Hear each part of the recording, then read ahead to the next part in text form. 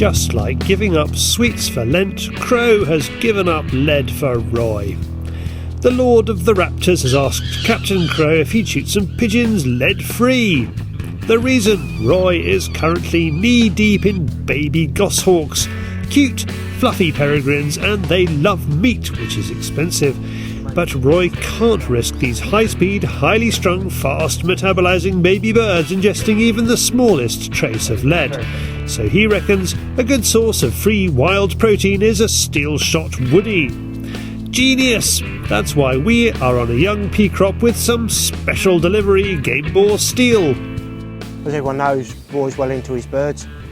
That's not the women variety, that's feathered variety birds.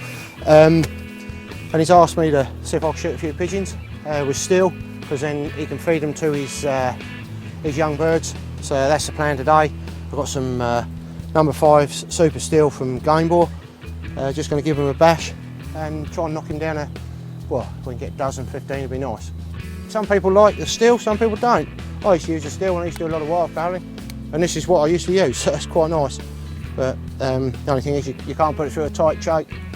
I know people that do, but they recommend you don't, so if they recommend you don't, you don't. That's why I look at it. But no, I'm putting it through half choke today. Be interested to see how it goes. Be nice to knock a few down for old Roy. Andy sets out the hide from the pheasant pen behind us so he can shoot above, in front and side to side. The other day I looked, there was probably 100, 150 here. Chap who farms it's been complaining about the pigeons. I don't think it's pigeons that are eating it, I think it's they got a few pea and bean weevil on it, so I think that's what the problem is, not pigeon. But thought I'd come and give it a go for a couple of hours. They're supposed to be rough tomorrow, but they do talk about some heavy showers coming. There's been a few go through over London, there's a few over there now. You see there's one shower, there's another one just coming. If it rains, well, we get wet. UKShootWarehouse has been sending Andy loads of stuff to test, but his favourite toy is the ultra lightweight magnet, especially with the added length. Today I've got one of UKShootWarehouse's lightweight machine, which I've fallen in love with because it's a good, nice, lightweight machine.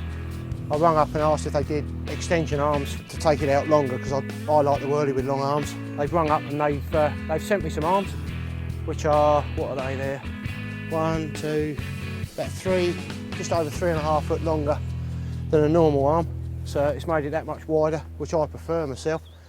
I put tape on the arms, just stops it from shining, because every time it goes round it glints.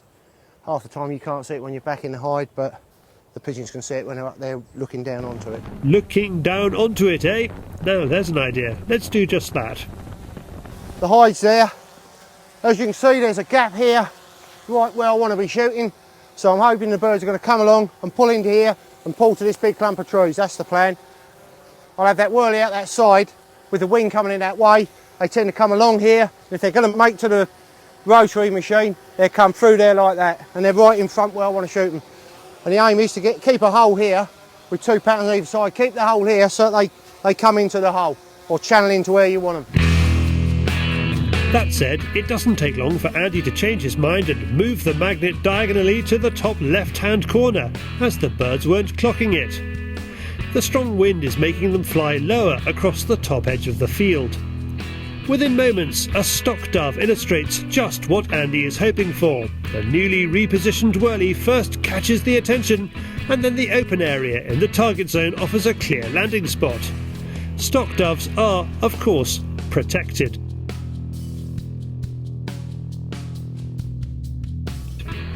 The last thing is the decoys themselves and their new skins, or Sillosocks.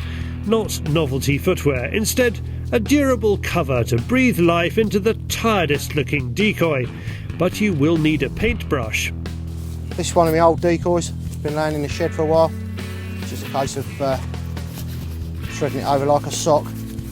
Because they're old decoys, I need to paint the white on their neck because that is quite important. On this one it's not too bad, the white's still there. We just touch these up so that the white's there. You've got the wing bars that are white. They do home in on that, you see that. There you go.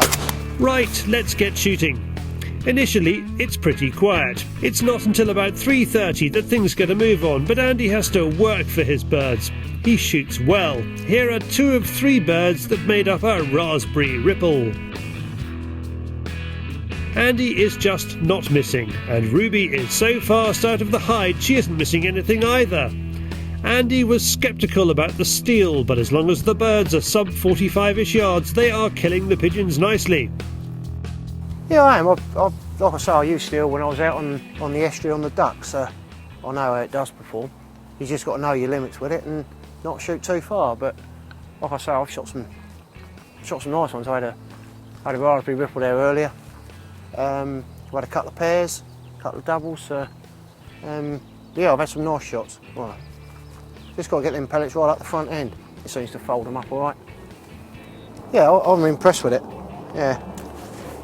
I'm not saying I want to use it all the time, because when you want to shoot some long range stuff, like the Pigeon Extreme, that's what I've been using, and I could have had a few more if I'd had those, because I would have stretched the barrels onto them. So, like I say, you've got to know your limit with the steel. But you're only doing this for Roy anyway? Yeah, I am, yeah. I wouldn't be using them all the time. I'm only using them because Roy wants a few birds for his hook bill, so yeah. They've come quite nicely here today. They come better than I thought they were going to, so that's the reason I stuck with the steel. The birds have decoyed well, some better than others. Cameraman David is still picking feathers out of his teeth. The big question today is, does steel kill? And will the ultra lightweight rotor with added reach and therefore weight plus battery stay the distance? It's always a worry, you've got the longer arms on it, it takes a lot more to drive it, but I've still only got a little dry cell battery on there, and that Kelda sent me down, and yeah, it's working really well. But as you've seen on the video and today, the amount of pigeons that have tried to come to it, I still reckon they prefer the longer arms. I don't know if you videoed earlier, I've done